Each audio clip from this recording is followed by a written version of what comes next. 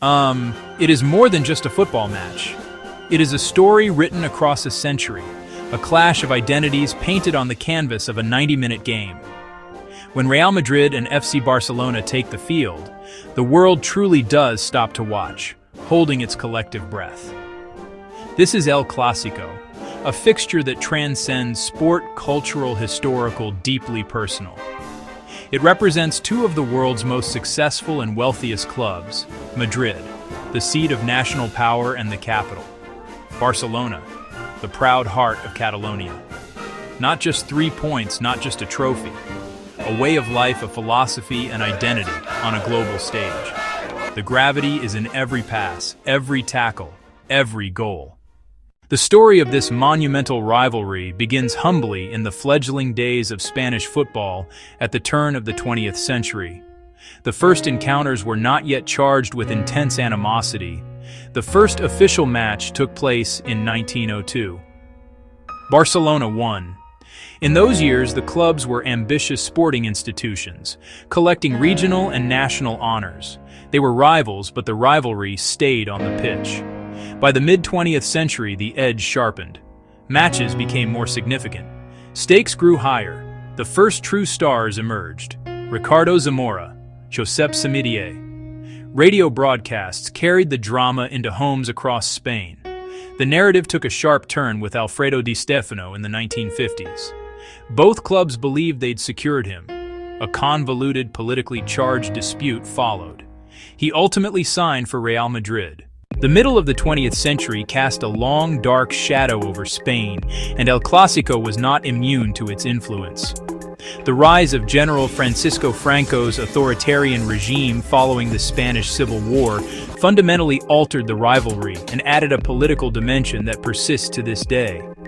Under Franco, regional identities and languages were suppressed in favor of a centralized, unified Spanish state. Real Madrid, as the club of the capital, was often perceived, fairly or not, as the team of the establishment, a symbol of the regime's power and prestige on the international stage. Their success in Europe was celebrated as a national triumph, reinforcing this association in the minds of many across the country. For FC Barcelona, the situation was starkly different. Located in the heart of Catalonia, a region with a distinct language, culture, and a strong independence movement, the club became a powerful symbol of Catalan identity and resistance.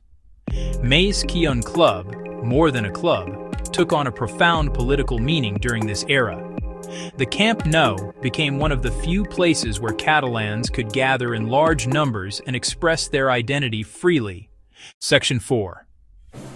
As the 20th century drew to a close and the 21st began, El Clásico entered a new, dazzling era. Commercialization, globalization, an unprecedented concentration of talent. The rivalry transformed into a global marketing phenomenon. Massive television deals, the rise of the internet, bringing the spectacle to every corner of the globe. This was the era of the Galacticos at Real Madrid, a policy of signing the world's biggest, most marketable stars: Luis Figo, Zinedine Zidane, Ronaldo Nazario, David Beckham. The transfer of Figo directly from Barcelona to Madrid in 2000 was seismic. It felt like a betrayal and poured gasoline on the rivalry. Barcelona did not match Madrid's spending spree dollar for dollar. Instead, they cultivated a philosophy rooted in La Masia. Johan Cruyff's dream team of the early 90s laid the groundwork. That philosophy reached its zenith under Pep Guardiola. This period produced a golden generation of homegrown talent: Xavi Hernandez, Andrés Iniesta, Carles Puyol. Section 5. The legacy of El Clásico is written not just in trophies and titles, but in the unforgettable moments that have become footballing folklore. Certain matches stand as monuments in the rivalry's long history. One such game, February 1974, Johan Cruyff's Barcelona at the Bernabeu 5-0 demolition. More than a win, a statement, a shift in power, pride for Catalonia. May 2009, Guardiola's Barcelona at the Bernabeu, 6-2 masterpiece, tiki-taka on full display. The rivalry is also a story told through numbers.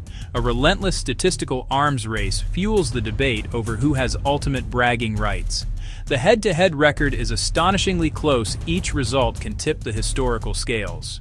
The chase for El Clásico's all-time top scorer, Messi versus Ronaldo. Messi set a benchmark.